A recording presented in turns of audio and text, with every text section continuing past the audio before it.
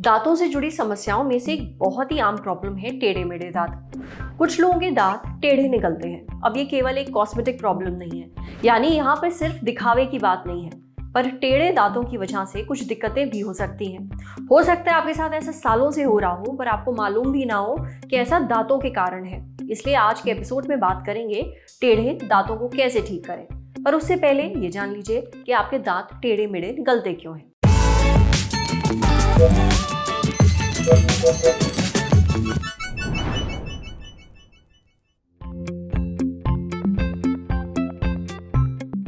कुछ बच्चों को अंगूठा चूसने की आदत होती है। जब बच्चा बचपन में अंगूठा चूसता है तो ये जो दांत अंगूठे का प्रेशर होता है ये इस हड्डी को ज़्यादा बढ़ा देता है, जिसकी वजह से ऊपर के दांत ज़्यादा आगे हो जाते हैं।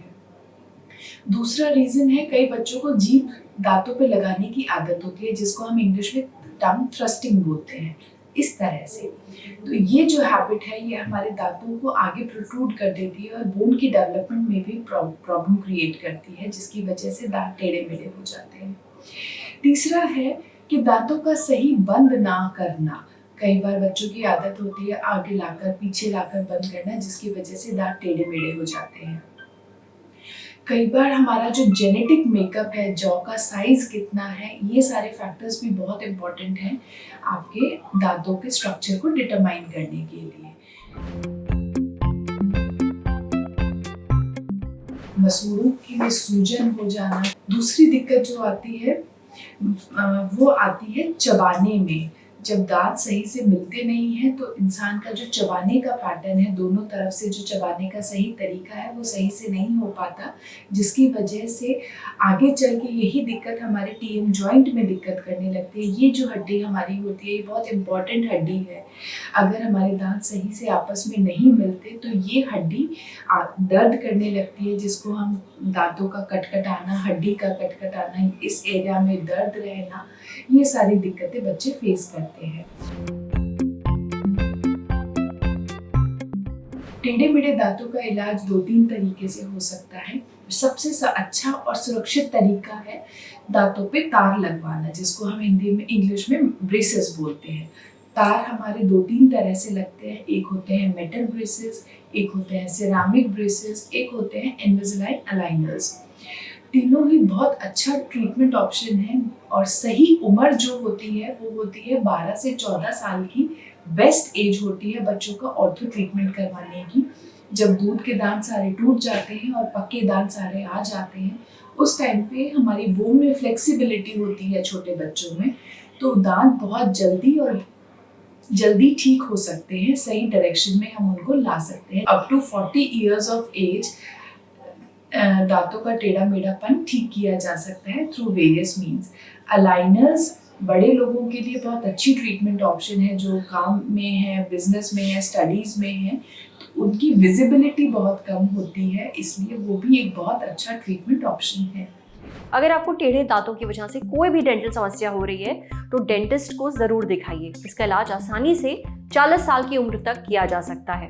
अब बढ़ते हैं सेहत के अगले सेगमेंट की तरफ, तन की बात। जानिए उन टिप्स के बारे में जो हकलाना कम करने में मदद करती हैं।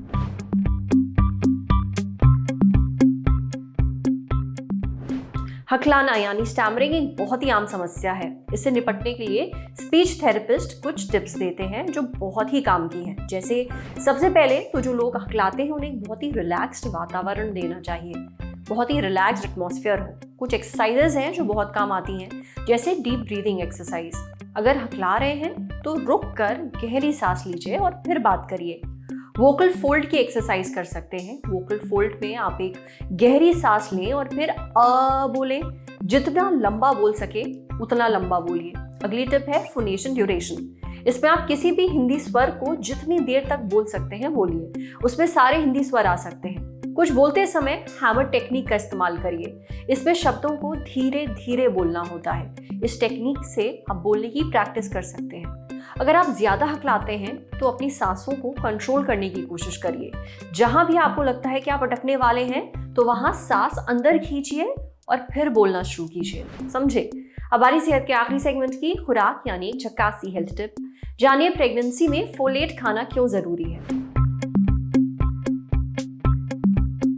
फोलेट खाने की कई चीज़ों में पाया जाता है, जैसे कि बीन्स, अंडे, मूंगफली, सूरजमुखी के बीज, हरी पत्तेदार सब्जियां, लिवर, समुद्री खाना यानी कि सी फूड, शलजम, दालें, पालक, ब्रोकली, आम, सलाद, पत्ता और शतावरी। फोलेट को फोलिक एसिड के रूप में सप्लीमेंट के तौर पर भी बेचा जाता है। हर महिला को फोलिक एसिड की ज़रूरत होती है और प्रेग्नेंट महिलाओं को प्रेगनेंसी की शुरुआत में इसकी सबसे ज़्यादा ज़रूरत होती है।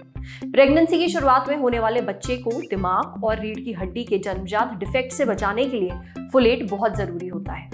आज सेहत पर इतना ही। अगर आप एक डॉक्टर हैं, हमसे कुछ शेयर करना चाहते हैं, तो जो ईमेल आईडी इस वक्त आपको अपनी स्क्रीन पर दिख रही है, उस पर हमें एक मेल भेज दीजिए। जाते जाते एक मजे की बात सुनते जाइए। ललन टॉप ने किताबों से जुड़ा एक नया डेली शो शुरू किया है। नाम है किताबी बातें, जिसमें होगी रोज एक नई किताब और उससे जुड़े रोचक प्रसंग। दोपहर 12 बजे तो जरूर देखिए। शुक्रिया।